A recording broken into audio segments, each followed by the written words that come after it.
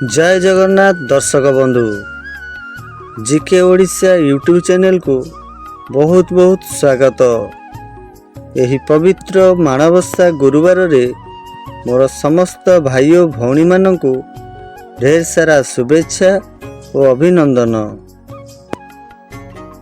यही माणबसा पर्वटी केउ मासरे पालन करा जाए?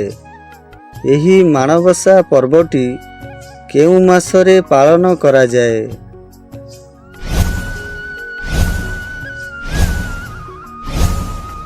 सांग माने यार सठिक उत्तर हेउछि मार्गशीर मास। यही माणबसा पर्वटी मार्गशीर मासरे पालन करा जाए। परवर्ती प्रश्न, माणबसा पर्वरे केउ देवी को पूजा करा जाए? माणबसा पर्वरे केउ देवी को पूजा करा जाए?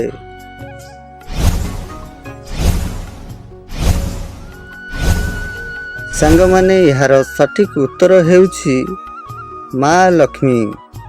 माणबसा पर्वरे माँ लक्ष्मी को पूजा करा जाए। परवर्ती प्रश्न, माणबसा पर्वटी केते दिन पालन करा जाए? माणबसा पर्वटी केते दिन पालन करा जाए?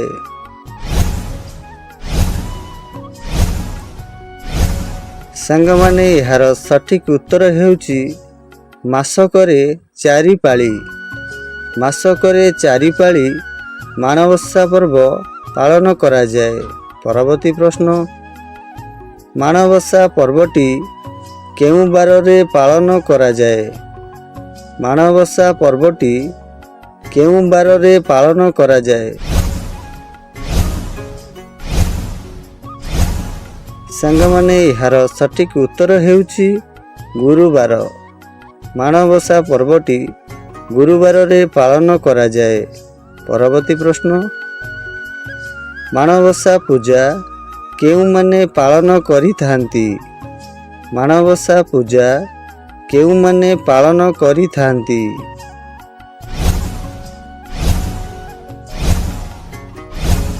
सांग माने यार सठिक उत्तर हेउछि घरर सधवा महिला माने। घरर सधवा महिला माने यही माणबसा पूजा पालन करि थांती। परवर्ती प्रश्न, माणबसा पूजा कले कौन सुफल मिली थाए? माणबसा पूजा कले कौन सुफल मिली थाए?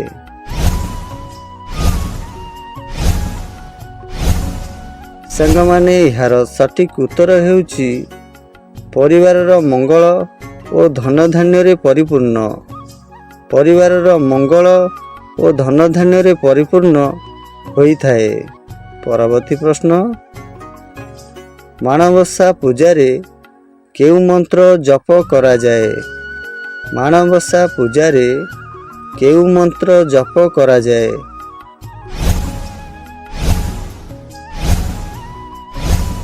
सांग माने यार सठिक उत्तर हेउछि लक्ष्मी नारायण जप। माणबसा पूजारे लक्ष्मी नारायणकर जप करा जाए। परवर्ती प्रश्न, माँ लक्ष्मीकर केउ रंगर वस्त्र प्रिय अटे? माँ लक्ष्मीकर केउ रंगर वस्त्र प्रिय अटे?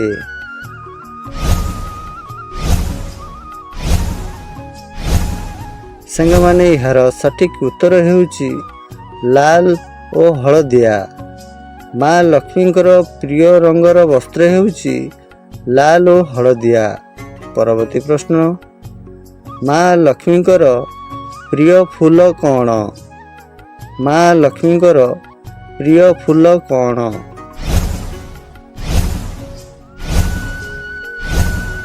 सांग माने यार सठिक उत्तर हेउछि पद्म फूल। माँ लक्ष्मीकर प्रिय फूल हेउछि पद्म फूल।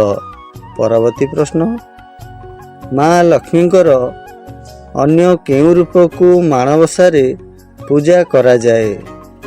माँ लक्ष्मीकर अन्य केउ रूप को माणबसारे पूजा करा जाए?